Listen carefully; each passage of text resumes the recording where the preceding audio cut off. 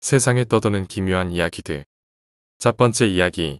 친구가 나에게 팔찌를 줬던 이유가 무엇일까?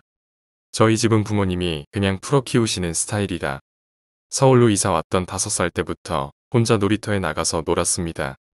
지금이야 놀이터가 횡하지만 당시에는 아이들을 데려 나와 놀게 하시는 부모님들이 많았던 데다 아파트 바로 앞에 있는 곳이니 괜찮다고 생각하셨던 거겠죠. 그때 서울에서 처음 사귄 친구라고 기억되는 아이가 있습니다. 당시 유치원 선생님 말씀으로는 저는 특정한 친구와 엄청 친해지기보다는 두루두루 친해졌다고 합니다. 하지만 아마 제일 친했던 건 그 친구일 거라고 생각합니다. 지금 소꿉친구라고 생각되는 아이들도 7살 때 유치원을 그만두고 논술거회를 함께하면서 친해진 거니까요. 하여튼 그 남자아이는 저희 유치원 아이가 아니었습니다. 놀이터에서만 만났거든요. 하지만 이상할 것은 없었습니다. 근처에 유치원만 2개인데다가 멀리 버스를 타고 다니는 유치원에 보내는 아줌마들이 그때도 있었거든요. 유치원이 끝나면 집에도 안 들르고 바로 놀이터로 가서 그 남자아이와 놀았습니다. 솔직히 지금 생각하면 이상합니다. 제가 놀이터에 오기 전부터 그 남자아이는 모래밭에서 절 기다리고 있었고 만약에 그 남자아이가 없어도 놀고 있으면 금방 등장했거든요. 정말 사정이 안 될 때를 제외하고는 매일 함께 놀았습니다. 엄마도 나중엔 유치원 끝나도 놀이터에 있겠거니 하시면서 아파트 복도에서 제 이름을 한번 불러서 확인하기만 하실 정도였죠. 그런 어느 날이었습니다. 남자아이가 문득 우리 집에 가서 놀자 라고 제안해 왔습니다. 저야 환영이었죠. 친구 집에 가서 노는 것도 색다른 경험이거니와 서로 집에 초대하는 것은 처음이었거든요. 하지만 조금 쑥스러웠기 때문에 뒷배추 터터고 있으니 엄마도 널 데려오랬다면서 제 손을 잡아 끌더라고요. 결국 친구를 따라 저희 아파트 단지를 벗어났습니다.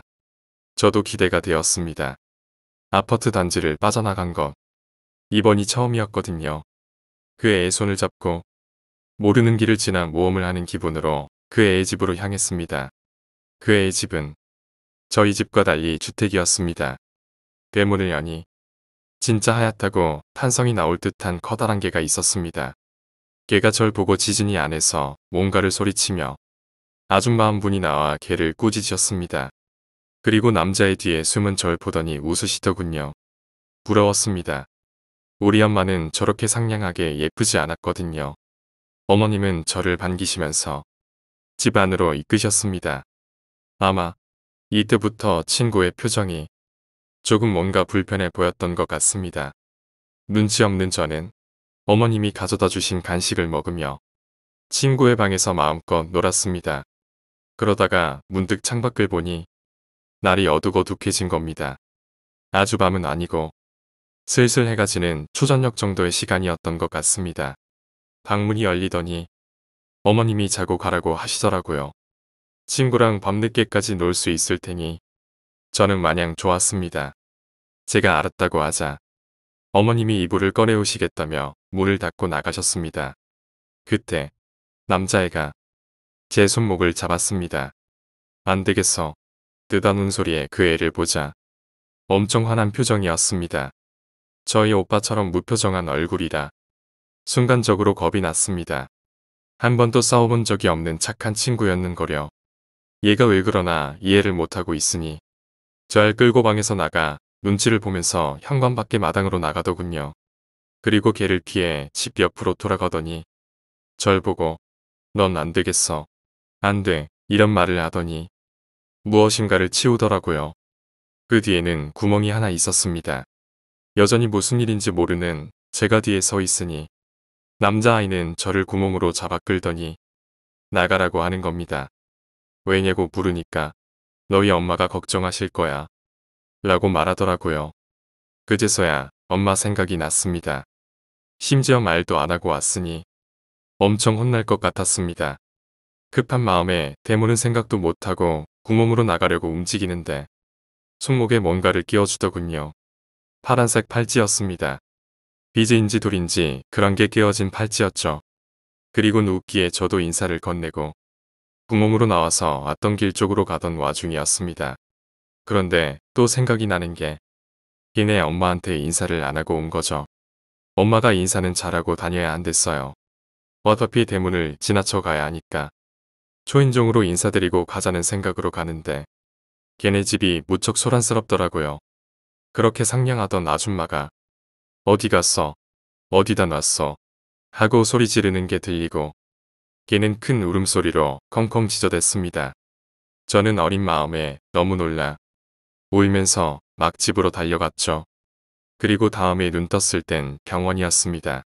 나중에 들어보니 작은 오빠가 학교 갔다 돌아오는데 놀이터 근처에 사람들이 모여 있더래요. 가보니까 중간에 제가 쓰러져 있었다나요. 오빠들이 놀라서 엄마를 불러오고 그대로 병원으로 직행했답니다. 문제는 오빠가 절 발견한 날이 제가 그 애랑 그 애의 집에 갔던 날의 낮이었다는 겁니다. 저는 하루 종일 길에 집에서 놀다가 해가 지고 나서야 나왔는데 말이에요. 그리고 제가 눈을 뜬 건 그로부터 사흘이 지난 후였다고 합니다. 저는 수요일에 분명히 그 친구네 집에 갔다고 주장을 했지만 오히려 엄마는 그 친구가 누구냐고 하시더라고요. 나중에 엄마에게 물어보니 목격자분들도 제가 혼자 있다가 갑자기 일어나더니 쓰러졌다고 했다고 합니다. 오빠도 상상의 친구다. 궁군 거다. 뭐 이런 얘기를 하고요. 하지만 저는 그 아이가 상상의 친구라고 생각할 수 없습니다. 그건 이제 성인인 지금에 와서도 여전합니다. 왜냐하면 나중에 정신을 차렸을 때 그 애가 줬던 팔찌가 제 손목에 있었기 때문입니다. 다른 사람이 사준 것도 아니라 엄마도 그건 어디서 난 거냐고 물으셨을 정도죠. 그 이후로 전 병원 침대 신세를 져본 적이 없습니다. 도대체 그 아이는 누구였고 제게 무슨 일이 일어났던 것일까요? 아무것도 알 수 없지만 어째서인지 그 아이에게 너무나도 감사합니다. 생각해보니 그 아이가 보내주지 않았더라면 지금 이야기를 하지 못했을 것 같거든요. 한참 지난 어릴 때의 일을 갑자기 꺼낸 이유는 딱히 별건 아닙니다. 늘 지니고 다녔다. 그 팔찌의 끈이 얼마 전에 끊어졌거든요. 혹시나 싶은 마음에 언젠가 이 글을 쓸 수 없기 전에 누군가에게 말해놓고 싶었어요. 두 번째 이야기. 내 남자친구는 영을 느낀다. 저는 남자친구와 같이 살고 있고 저희 둘은 보통 사람들과는 다르게 영체를 볼 수 있는 힘이 있습니다. 이건 타고난 것인지 후천적으로 생긴 건지는 잘 모르겠지만 저희 가족 중에도 저처럼 형체를 볼 수 있는 사람이 여럿 있습니다. 어머니는 꿈 쪽으로 대단히 민감하셔서 미래에 관한 꿈을 족집게처럼 잘 맞추시고 아버지는 가끔 영체와 마주치고 대화도 하십니다. 저는 어머니와 아버지 두 분의 능력을 모두 물려받은 것 같고요. 제 남자친구는 영을 본다고 하기보다는 느낀다고 하는 편이 더 맞을 것 같네요. 그 영의 기운이 웬만큼 강하지 않으면 존재조차 느끼지 못한다고 합니다. 그 대신 저에겐 없는 능력을 가지고 있더라고요. 저는 영에 대한 겁이 있는 편인데 남자친구는 제가 영을 보고 겁을 먹으면 저와 손을 잡는다거나 끌어안는 등 신체 접촉을 통해 제가 봤던 영을 몰아낼 수 있습니다. 아무튼 저와 제 주변의 사람들은 이런 능력을 가지고 있다는 것을 말씀드리고 이야기를 시작하려 합니다. 이 일을 겪은 것은 올해 2월 말쯤이었습니다. 저와 남자친구는 같은 회사에 다니고 있는데 다음 날이 휴무였고 워낙 피곤했던 터라 둘 다 골아 떨어져 있었죠. 평소에 밤 귀가 밝은 편이라 깊게 잠들어도 소리를 들으면 쉽게 잠에서 깹니다. 그늘도 어떤 소리를 듣고 잠에서 깨어났죠. 마치 사람의 손톱으로 방바닥에 장판을 수없이 두드리는 것 같은 소리였습니다. 힘겹게 눈을 뜨자 눈앞에는 한 여자가 긴 머리를 늘어뜨리고 엎드린 채 땅을 손톱으로 두드리고 있었습니다. 그 모습을 인식하자마자 여자는 고개를 돌려 저를 쳐다봤고 저는 어둠 속에서 여자와 눈이 마주침과 동시에 가위에 눌렸습니다. 그리고 제가 몸을 움직일 수 없게 되자 여자는 방의 가장자리를 계속해서 돌기 시작했습니다. 그 모습을 보고 저는 끙끙 앓기 시작했고 옆에서 자던 남자친구는 그 소리에 놀라 저를 흔들어 깨웠죠. 저는 당시 남자친구의 팔베개를 베고 있었고 남자친구의 손을 꼭 잡고 있었는데도 가위에 눌린 상태였습니다. 남자친구는 제게 왜 그러냐고 여러 번 물었고 저는 귀신이라고만 몇 번 말하다가 그대로 정신을 잃고 말았습니다. 그리고 남자친구는 제가 잡고 있는 손을 통해 제가 봤던 귀신을 보게 되었다고 합니다. 그 여자가 제 배 위에 올라타서 목을 조르는 광경을 말이죠. 여자는 계속 미친 듯이 제 목을 조르며 웃는데 저는 앓는 소리 하나 내지 않고 죽은 듯이 누워 있었다는 겁니다. 더더욱 이상한 것은 제 발밑에도 여자 귀신 하나가 더 서 있었다는 것입니다. 정작 제가 봤던 귀신은 하나였는데도 말이죠. 그리고 저는 정신을 잃은 가운데 꿈을 꿨습니다. 버스를 타고 혼자 어딘가로 가는 꿈이었죠. 손에는 파란색 비닐봉지가 들려 있었고 봉지 안에는 대파와 감자, 양파, 당근 같은 채소가 가득했습니다. 저는 어딘가에서 내리려고 했는데 그 정류장에서 내리지 못해서 다음 정류장에서 내리게 되었습니다. 정류장에 내려보니 의자에 고등학교 동창인 여자아이 둘이 앉아 있었습니다. 같은 반이었던 아이도 있었고 저희 반에 자주 놀러와서 얼굴만 알고 있던 아이도 있었죠. 하지만 둘 다 별로 친한 친구가 아니었기 때문에 저는 인사도 안 하고 그냥 가던 길을 가기 위해 몸을 돌렸습니다. 그런데 갑자기 그 아이들이 저를 부르는 겁니다. 제 이름이 아닌 언니라고요. 언니, 내일 우리 수학 여행 가잖아. 우리 오늘 언니 집에서 같이 자면 안 돼? 라고 둘이 입을 맞춘 것처럼 똑같이 물었습니다. 저는 남자친구와 함께 살고 있기 때문에 당연히 안 된다고 생각했죠. 그래서 안 된다고 딱 잘라 말했습니다. 그러자 여자아이들은 아무 말도 하지 않고 그 자리에 우뚝 섰습니다. 그리고 제 뒤에서 아쉽다. 데려갈 수 있었는데 라고 말하는 겁니다. 저는 깜짝 놀라 뒤를 돌아봤습니다. 하지만 어찌된 영문인지 둘은 이미 사라진 후였고 그렇게 잠에서 깨어났습니다.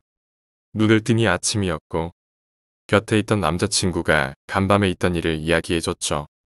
저는 남자친구의 손을 잡고 있다가 가위가 풀리자 조용히 잠들었다고 합니다. 마치 죽은 듯이 숨소리도 내지 않고 잤다고 하더라고요. 그리고 남자친구는 제가 자는 동안 2시간 가까이 귀신들과 싸웠다고 합니다. 발밑에 서 있던 귀신이 제 발목을 끌어내리는데 저는 배 위에 올라탄 귀신에게 목을 졸리는 와중에 질질 끌려 내려가고 있었다고 하더라고요. 이대로 뒀다간 큰일 나겠다 싶었던 남자친구는 귀신들에게 욕을 하며 소리를 버럭 질렀다고 합니다. 그런데 남자친구가 그렇게 소리치며 귀신들에게 욕을 했더니 귀신들은 더 크게 웃으며 힘이 더 강해졌다고 합니다. 남자친구는 끌려가는 제 몸을 붙잡으며 계속 소리를 질렀다고 합니다. 죽었으면 곱게 승천할 것이지 왜 행패냐고. 내 여자친구 일어나면 죽여버릴 거라고. 그렇게 말했더니 귀신들이 사라졌다고 합니다. 아주 잠깐 소리를 질렀던 것 같은데 온몸에 힘이 없기에 시계를 봤더니 2시간 가까이 지나 있었다네요. 그런데 남자친구의 이야기를 듣고 보니 제 꿈과 묘하게 딱 들어맞는 것이었습니다. 남자친구가 봤던 귀신 둘과 꿈에 나왔던 여자아이들. 정말로 그 아이들이 저를 데리러 왔던 것인가 싶습니다. 그리고 아침에 거울을 봤더니 목에는 여자 손자국이 나 있었습니다. 다른 자국들은 희미해서 알아볼 수 없었지만 다만 엄지손가락 자국만은 굉장히 선명하게 남아 있더군요.